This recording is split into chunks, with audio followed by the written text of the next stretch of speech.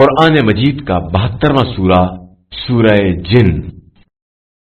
شروع نام سے اللہ کے جو بڑا مہربان نہایت رحم کرنے والا ہے۔ پیغمبر آپ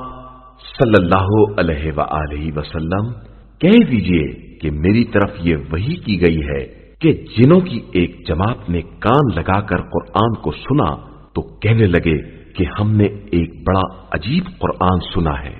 جو نیکی کی ہدایت کرتا ہے، تو ہم اس پر ایمان لے آئے ہیں اور کسی کو اپنے رب کا شریک نہ بنائیں گے، اور ہمارے رب کی شان بہت بلند ہے، اس نے کسی کو اپنی بیوی بنایا ہے نہ بیٹا، اور ہمارے بے وقوف لوگ طرح طرح کی بے ربط باتیں کر رہے ہیں، اور ہمارا خیال تو یہی تھا کہ انسان اور جنات خدا کے خلاف جھوٹ نہ بولیں گے، اور یہ کہ انسانوں میں سے کچھ لوگ جنات کے بعض لوگوں کی پناہ ڈھونڈ رہے تھے تو انہوں نے گرفتاری میں اور اضافہ کر دیا، اور یہ کہ تمہاری طرح ان کا بھی خیال تھا کہ خدا کسی کو دوبارہ نہیں زندہ کرے گا، اور ہم نے آسمان کو دیکھا تو اسے سخت قسم کے نگہبانوں اور شعلوں سے بھرا ہوا پایا، اور ہم پہلے بعض مقامات پر بیٹھ کر باتیں سن لیا کرتے تھے، لیکن اب کوئی سننا چاہے گا تو اپنے لیے شعلوں کو تیار پائے گا، اور ہمیں نہیں معلوم کہ اہل زمین کے لیے اس سے برائی مقصود ہے یا نیکی کا ارادہ کیا گیا ہے، اور ہم میں سے بعض نیک کردار ہیں اور بعض اس کے علاوہ ہیں، اور ہم طرح طرح کے گروہ ہیں، اور ہمارا خیال ہے کہ ہم زمین میں خدا کو عاجز نہیں کر سکتے اور نہ بھاگ کر اسے اپنی گرفت سے عاجز کر سکتے ہیں، اور ہم نے ہدایت کو سنا تو ہم تو ایمان لے آئے، اب جو بھی اپنے پروردگار پر ایمان لائے گا اسے نہ خسارہ کا خوف ہوگا اور نہ ظلم و زیادتی کا، اور ہم میں سے بعض اطاعت گزار ہیں اور بعض نافرمان، اور جو اطاعت گزار ہوگا اس نے ہدایت کی راہ پالی ہے، اور نافرمان تو جہنم کے کنڈے ہو گئے ہیں،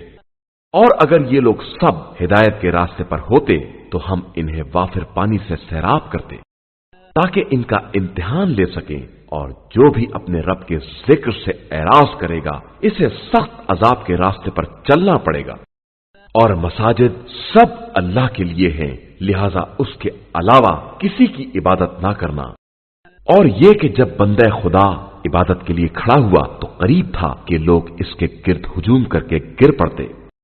پیغمبر آپ صلی اللہ علیہ وآلہ وسلم کہہ دیجئے کہ میں صرف اپنے پروردگار کی عبادت کرتا ہوں اور کسی کو اس کا شریک نہیں بناتا ہوں۔ کہہ دیجئے کہ میں تمہارے لیے کسی نقصان کا اختیار رکھتا ہوں اور نہ فائدے کا۔ کہہ دیجئے کہ اللہ کے مقابلے میں میرا بھی بچانے والا کوئی نہیں ہے اور نہ میں کوئی پناہ گاہ پاتا ہوں، مگر یہ کہ اپنے رب کے احکام اور پیغام کو پہنچا دوں، اور جو اللہ اور رسول صلی اللہ علیہ وآلہ وسلم کی نافرمانی کرے گا اس کے لیے جہنم ہے اور وہ اسی میں ہمیشہ رہنے والا ہے، یہاں تک کہ جب ان لوگوں نے اس عذاب کو دیکھ لیا جس کا وعدہ کیا گیا تھا تو انہیں معلوم ہو جائے گا کہ کس کے مددگار کمزور اور کس کی تعداد کمتر ہے۔ کہہ دیجئے کہ مجھے نہیں معلوم کہ وہ وعدہ قریب ہی ہے یا ابھی خدا کوئی اور مدت بھی قرار دے گا، وہ عالم الغیب ہے اور اپنے غیب پر کسی کو بھی مطلع نہیں کرتا ہے، مگر جس رسول کو پسند کر لے تو اس کے آگے پیچھے نگہبان فرشتے مقرر کر دیتا ہے تاکہ وہ دیکھ لے کہ انہوں نے اپنے رب کے پیغامات کو پہنچا دیا ہے، اور وہ جس کے پاس جو کچھ بھی ہے اس پر حاوی ہے اور سب کے عادات کا حساب رکھنے والا ہے۔